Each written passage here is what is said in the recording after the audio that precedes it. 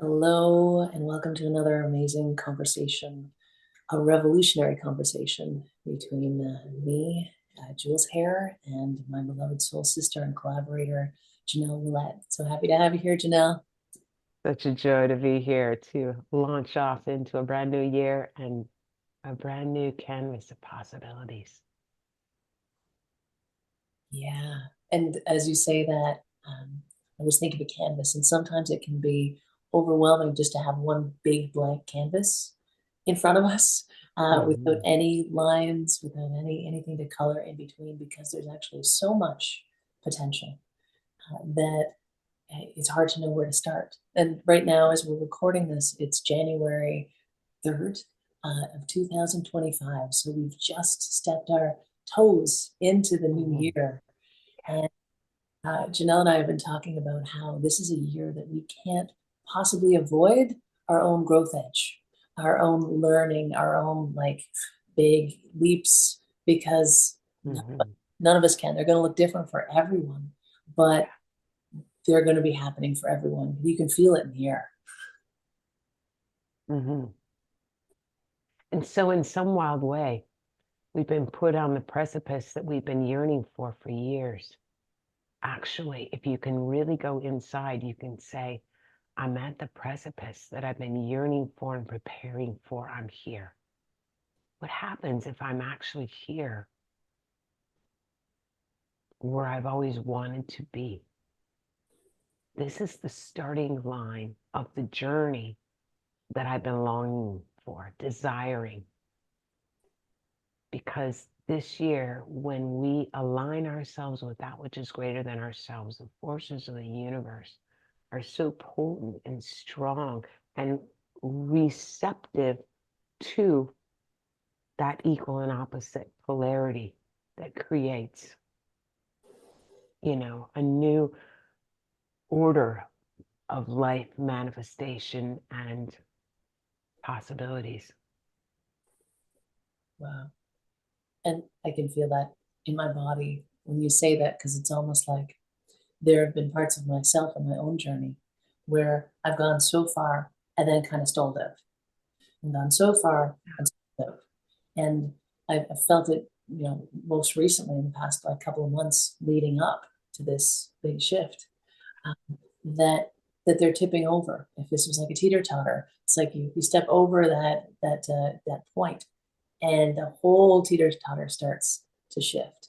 And we're making those connections. We're taking those experiences, those emotions, those traumas that got held in time and stopped, and actually bringing them all the way, looping them through, so that they don't have to stay stalled out, so they don't have to stay stuck.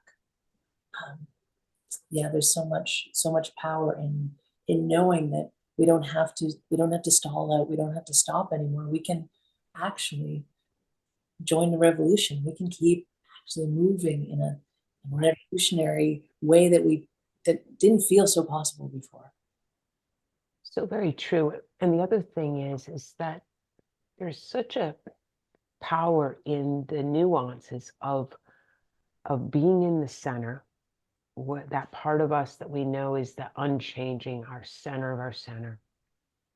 And when we create and cultivate a relationship with ourselves and with that force, that place and space within us and around us, then when we bring what is obsolete forward, it's almost like tossing a handful of leaves in the raging river. Whoosh, let them go, right? And that velocity and that momentum of the river is a metaphor for how we can summon the energy and the intelligence of the universe when we're in our own alignment. And when we're in our own alignment, we have a focus point, we have a vision, we don't have an agenda. Mm. And there's a nuance, whether that desire and that dream is being sought after and yearned for from a place of openness and receptivity or agenda push forward, contraction. Right. And I was listening to somebody speak the other day, and they referred to a sage, and he said the definition of liberation, true liberation, is cooperating with the inevitable. And the beauty of that in that image that you just described of the stream, right? Like it's just flowing. And that you could say like that's our essence flowing through us all the time. But we get in the way. We stop it, we throw rocks in it, we try to like dam it up, make it for us, make it create energy and force it. But in reality, that inevitability, if we trusted in it, if we let it carry us forward instead of trying to, like you said, impose our own agenda, our own expectations on it, then it really, there might be times where it's more challenging. There's no doubt about the challenge, but it will continue to move us forward exactly how we're meant to move forward, the inevitable versus the control that we tend, and I have this, we all have this in different ways, but I definitely have experienced this personally where I've tried to manage it and control it, make it look a certain way. And the more and more I let go of those tendencies and even just give myself a second to step back or a couple minutes to go, wait a second, let's just like take stock here of what's really happening here and what really needs to happen next versus what I think is supposed to or what I want to. And that comes in with the capacity and the courage to take a step back in between life, giving ourselves gaps and space between for that stillness. Because when we're still, the life force and the dynamism of the universe can weave. But if we're moving all the time and projecting ourselves onto, then there's no receptivity and availability to receiving that. And even in that space between, we can distill and find out really what's at our center, because a lot of times these thoughts rise up out of some version or variation of fear or a wounded part or a remembrance that I or somebody failed, and so it's like, were we afraid of either our failure or that, whoa, that amazing summit? I'm actually really afraid of grand success, because what would I do? Well, if I stay in the chasm of my own dissatisfaction, at least I don't risk the unknown. So in that stillness, we can really be with it all, have a witnessing awareness of what's really going on here, as you said. And in that, the magic is in the space between. Now, if you really assimilate that in your being, like I remember when I first took that on and go, okay, I'm going to have a human experiment here in my own self with my life, because I could feel the truth in it. And there certainly wasn't much space between the things that I was doing in my life. But if I take that on as an experiment, the magic is in the space between. All of a sudden, my perspective and my orientation shifts to not creating big spaces, but more spaces between. Ebb, flow, right? The wave, the particle, the yin, the yang, the masculine, the feminine, whatever version and variation of its opposite is what creates the divine order of consciousness here, and that which we're summoning for our summit.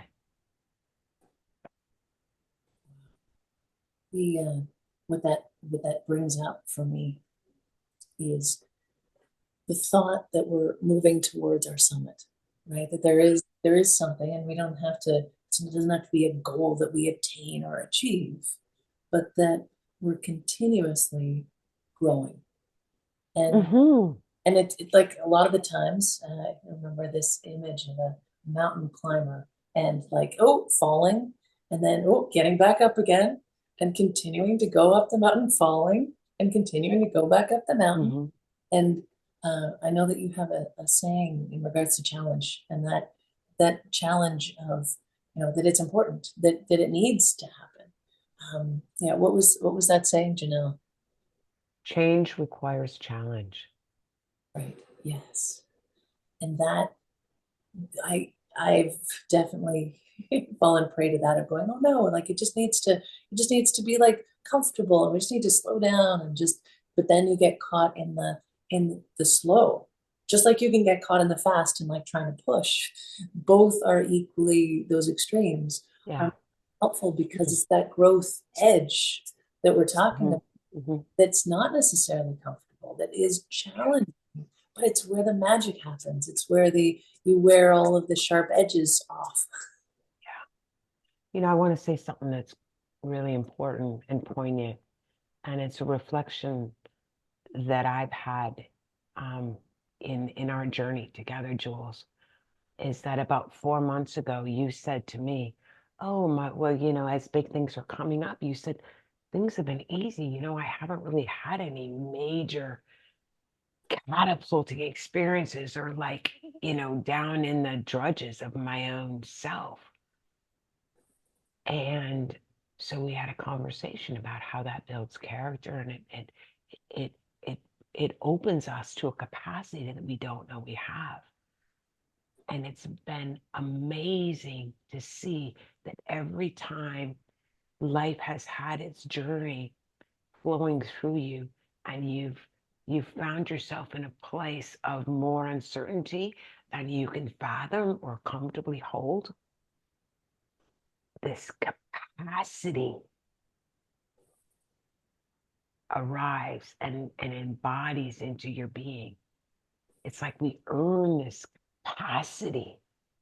And it's such a powerful word. And I've seen this, really coming alive through you in that way. And I think that everyone can feel that when they go through something that's bigger than they are, or that growth edge that's like, oh, right? And then all of a sudden you get through it, the big wave, and it's like you got through it. And then all of a sudden there's capacity. And once we earn that capacity, we always have it. We don't lose it. So the more we access these growth edges, it holds a sacred promise, because it will develop, it will evolve us, it will nurture and grow us and give us some inner gravitas and an expanded heart.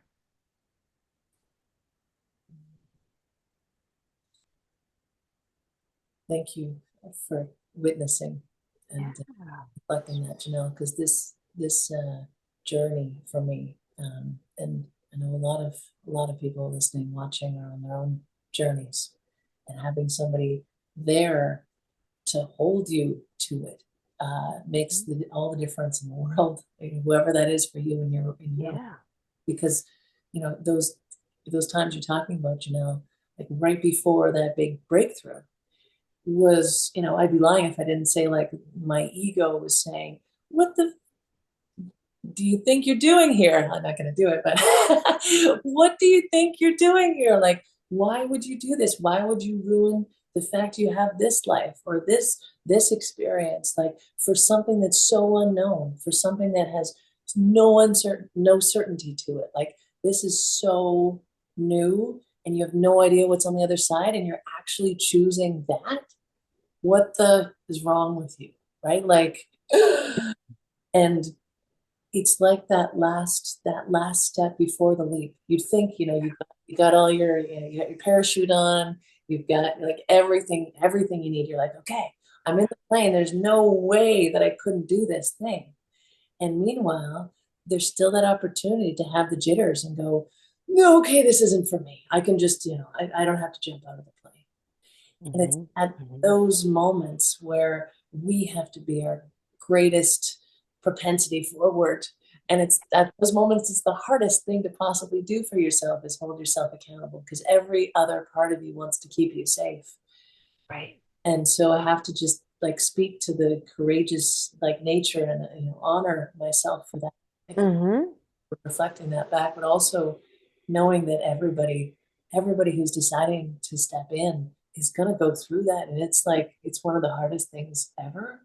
And I feel for you, and I'm there with you. And the other thing that I think is really key are the routines and rituals that we integrate into our lives that are constantly bring us back to that unchanging anchor. In the midst of the wild storm, we have no idea when that storm is going to pass. And we don't know what that storm is going to do and what the effects of that storm are going to be. So what is it that we can do? We can hold ourselves and be held by that force and that power and that anchor. And so it behooves us to continue to nurture and strengthen that part of ourselves. That's the unmoved mover, that part of ourselves that isn't shaken, right? Because that's what gives us unbreakable freedom, unbreakable, unbridled, free, yet full of the intelligence of invincibility. Because we become the force of the universe, one with the force and the power and the intelligence of the universe. It's like you're so in alignment with the elements and the cycles of time and life, and that source within your own self. And it's almost like, it's inseparable. You are that, and it is you. And then it lives you, and that feeling of being lived, that animated invincibility, is that feeling I think that we all yearn for, because in that there's so much of the power. And you know what it does is it embodies through us as purpose or purposefulness. And purposefulness, once you're on that target and you're in that purposefulness, because it's almost like you feel this is exactly where I belong. There's no denying it. And then you hearken back and you go, yeah, I am one with the inevitable destiny, and I'm letting my destiny live me. Mm. And that's what also strengthens our energy field, so that we don't end up taking in other people's energy or being off of our center, because it strengthens our own, human, divine human. Sorry, go ahead. No worries. I just get excited. I don't Yeah. It reminds me of a friend of ours was here, and he said that one of the big catalysts for his shift was hearing somebody say in a podcast, "Nobody is coming to save you." And that was for him, it was a huge aha, because we are the ones who have to build that scaffolding. We have to put the rebar in between the concrete as it's being poured. We're the ones that are creating that. And if we think that somebody else is going to do it for us, believe me, it's not gonna happen. Only you can do it for you. Even if somebody else wants to do it for you, Yeah. right? So what you're talking about, and that like continued investment through your routines, through your rituals, through your choices of the people that you hang out with, the people Right. that you surround yourself, the music, the things you watch, like whatever it is, those are the things that you're continuously investing into this framework. And it goes back to the canvas, right? It's not a blank canvas. Then you've built yourself your lines, so that when energy flows through you, when you fully embrace your essence and let it flow through you like the river, it knows exactly where to flow because you built it a pathway that's fully truthful to who you are. Right. It's when the rubber meets the road that we find out who we truly are and what's truly real and really true. We find out because the animation of the ever changing does its work in the play of life. And it's how we meet it that is so key. And I've been meeting my thresholds, my growth edges willingly for probably 30 years. And this past couple weeks, there's a new growth edge that's so much bigger than I am. And it's like, okay, wow, here's another one. And I remember sharing with Jules, I'm like, you know what? This time, I'm just going to stay on my knees. I'm just going to stay on my knees to ensure that I don't try to get involved in the play that's bringing me a gift that I can't see or know, because it's bringing me to my knees. And I'm like, this time I'm staying on my knees. And so yesterday was a day, there was a meeting of what was going to come forth. And I sent Jules a message, like someone who holds me. So when we have a tribe, I'm like, say a prayer. I'm at the station. Like it's up to the universe. I'm here. Like I'm up for, I don't know, right? It's almost like you're at the gates and you're going pass or fail, right? And it's like the more we meet these in small ways and then go, okay, I'm here. I'm at the gate. Am I gonna be let in or not? What's gonna happen? Even if you're doing a presentation for an entrepreneurial endeavor or a proposal, but it's like coming to that precipice and you really inhabit, I'm here and I don't have the power to control or influence. Get on your knees in that energetic way and let the benevolence of the universe have its way. And it will be the way, the inevitable, that brings you into your truth, into the growth and flow of liberation. Because we can't know. And the quicker we realize that, the more we can be in alignment with that. Right? So in a way, my routine and ritual was built into how I faced some of the big challenges. And still, I don't know how it's going to unfold, but it's like, it's not my business. My business is to show up and take the prompts that I get by listening, because the universe is giving me something so grand that my thinking mind doesn't have the capacity for the intelligence to move forward in this way. Right? In the same way, if someone's really ill and it's like, whoa, okay, I'm at this, I don't know what to do. And it's like, it's so much bigger than you are. You walked in and life seemed normal, but all of a sudden it's like, okay, I have this illness, or I'm at a choice point. I didn't even know I was there. And the key is, I'm like, whoa, I am a divine organism that is so unique and different to any divine organism. And so my right path may not ever have been trod by any of the people before me.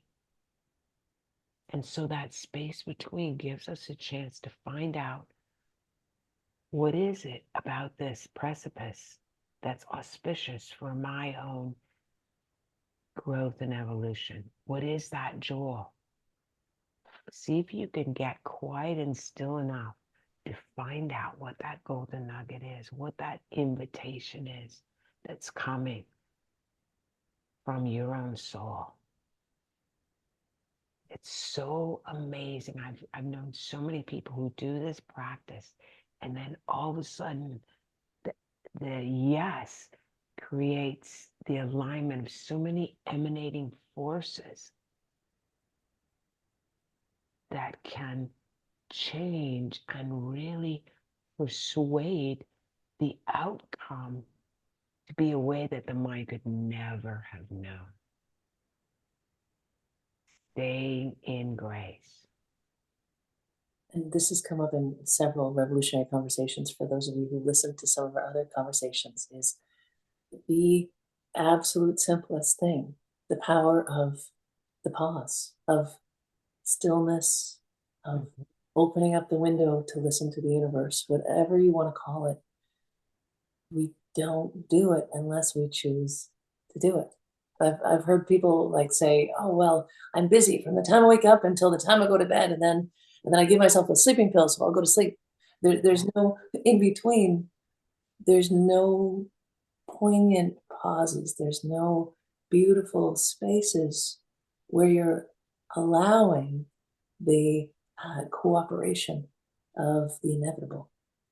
And the elixir of life, the awe and the wonder, the prana, the life force, to help you remember who you are and why you're here.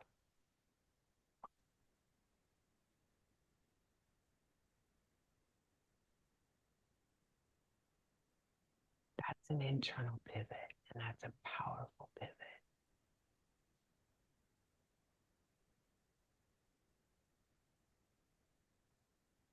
Felt like it required a pregnant pause as well. So just letting yourself feel in to that if you're listening. Like, how does it feel when things just go quiet and you just let yourself be present and notice, not to make sense of it or judge it or solve it or fix it or put it into a category. Yeah. Just to feel it. I want to tell a little story because this is a great pivotal moment of mine that so caught me off guard, which that's when it's the greatest. And I realized several years ago, I didn't even know I had this fear, but I had this fear of deep meditation because I knew once I closed my eyes and I started to meditate, I had this feeling that I knew if I really let go, I'd either drop into the infinite chasm or I'd go up into the etherics and something may happen forever and I may never be the same. There was something inside me. So for me, I could close my eyes, but I couldn't let myself go. And part of the fear was what I might see. Like it could be scary, it could be bad, it could be like seeing the trolls that I'd never see in the lower underground. And a great teacher, Gangaji, did a workshop and wrote a book, The Diamond in Your Pocket. And part of her teaching was that what we're avoiding, the story we make up in our head, that when we have enough courage to go inside and seek what hasn't been sought before, might be that diamond, like I call it the golden nugget. And do you know what? That's exactly what happened. I can feel in my bones and my blood right now. I'm so grateful for the courage of those simple words to go to a place that I wasn't willing to go before. Just sitting back in that place where I could get neutral and going, well, maybe there's a diamond there. Maybe there's actually something there for me that I'm yearning for that is the right. And for some reason, those were the words that I let myself go. And that's the moment I really began to let my river flow to the sea and experience the infinity and the divinity and the power and the vitality and the dynamic. One simple moment changed everything. And so in that same way, it's like you might ask yourself, what is that precipice where I know what it is that the fear is going to hold and has the muscularity of contraction holding or preventing us from that next step. But if we can get to that place where we're 50-50, or we can shift, that the fear only has 49% of the hold, you look over the edge and you take a step that you've never stepped before. Every single time I've done that, the most amazing things have come beyond what I have thought and dreamed. So it's that willingness and that courage. Leaning into the growth edge that's beckoning you. And it feels like that's the perfect place to leave it, is that question to you, to all of us. What is your relationship with your growth edge? Is it something that you're avoiding at all costs? Is it something that you strive to keep leaning into? Is it something that you dance with? Sometimes you want it to be really close, intimate, and other times really far away. And there's no right or wrong in any of it. It's just engaging and asking and feeling it, getting to know what that growth edge is. Because sometimes, from my experience, as I'm growing, I go, oh my gosh, is this fear because I'm really not supposed to do this? Or is this fear because this is exactly where I need to go, and I'm scared shitless to go there. And I know this feeling because I've avoided this place many times before. This is important, right? So just knowing, oh yes, and we have a mutual friend who says, oh yeah, that's the fear. I'm just going to chase the fear, because every time I chase the fear, I get way farther ahead than if I run away from it. And so, what is your relationship with your growth edge? And what does that dynamic look like now? But also, what would you love for it to look like, knowing the beautiful capacity that it has? And I speak from my own experience. Like, I couldn't even imagine that I would be here, because my imagination, even my imagination, which is a good imagination, would be, because we can't possibly comprehend with our mind what we're capable of, until we really step into it. And it takes little baby steps. So following that growth edge is a beautiful way to continue to take your baby steps forward. How could you not live the life you're born to live? How could you not? Put that into your space, into that place where you just sit there and you let that question ask itself to you deep, with every cell, tissue, and fiber of your being. How could you not?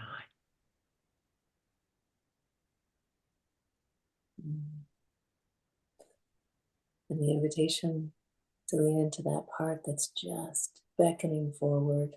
2025, or whatever year you're in listening to this, you're being called forward. Are you going to accept the invitation? And just leave that with you. Thank you so much, Janelle, for this amazing conversation. Blessings, joy. Yes, and for everybody. Auspicious wishes. Everything you wish for, follow it. That sounded too auspicious wishes, auspicious wishes. And everybody listening, please comment. Please reach out to us if this speaks to you. Please share with somebody you know is really going to resonate with it. However it moves your heart. Yeah.